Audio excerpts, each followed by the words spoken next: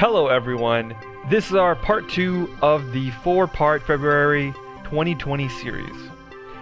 In our lives, we face 2 different paths we can choose from to move forward in our lives. And it's not to say we stay on that path forever.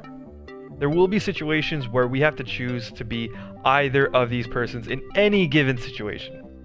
Today, I want to talk about bullying and the professional and social implications of which.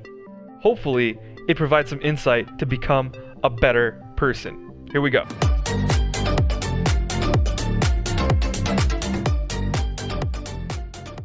So now, let's start with asking, what is a bully?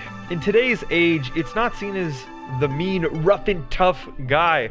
It's a person who habitually seeks to harm or intimidate those whom they perceive as vulnerable. So then the question becomes, how does that relate in today's world? It can vary from someone putting another person down for their ideas or beliefs to judging someone on their actions. Examples can be physical, as given light shoves in the hallway, or actually punching them. Or even it could be verbal, from commenting on someone's work attire to their food choices to even attacking their personality, integrity, or intelligence. You know what, guys? I actually have some examples here. So let's see some examples. Social implication. For all my gamers out there, we have a situation where one person chooses to play with a certain play style we will call camping, whereby a person stays in a strategic position to get many points. Now, of course, people will yell, people will say atrocious things about this playstyle, but one thing that is unacceptable and considered as bullying is the fact of using slurs or sexist verbiage to attack said person. Check out this clip right here. Right there. Keep it up, guys.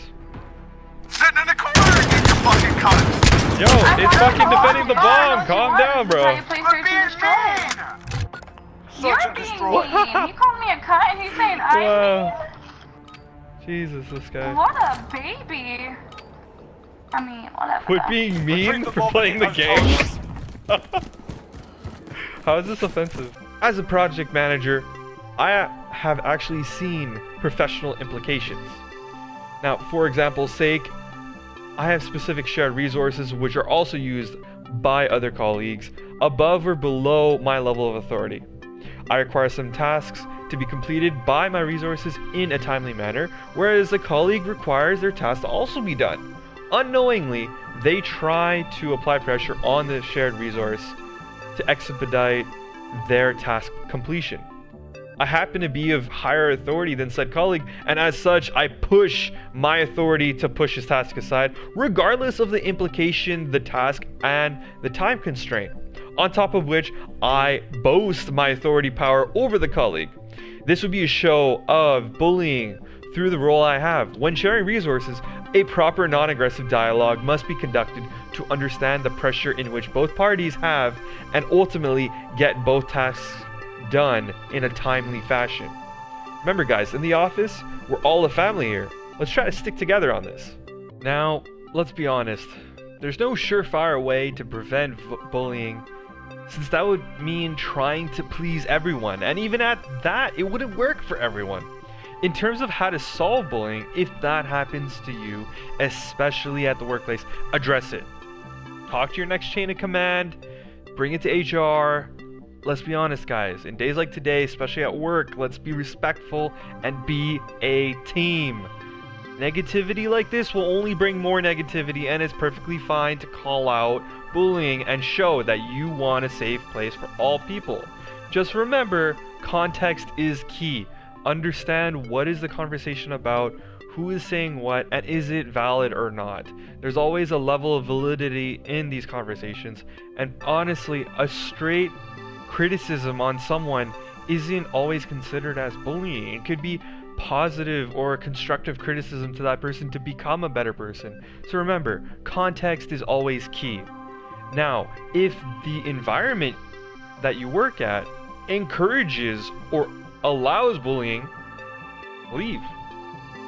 No one needs to be in a place like this. No one needs to provide and, flourish this negativity.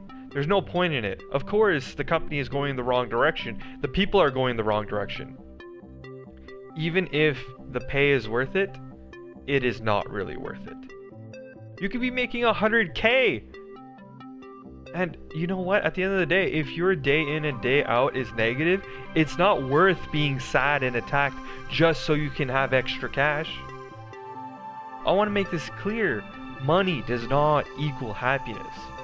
And by extension, even if you enjoy the work and the money is good, if the place you work at most of your life, and that's by extension saying 8 hours out of your 24 per day, 5 times a week, is it really worth it to be exposed to that negativity?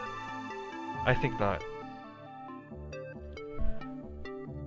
So look guys, we all have bad days, but let's just strive for great days. See you guys. Booyah.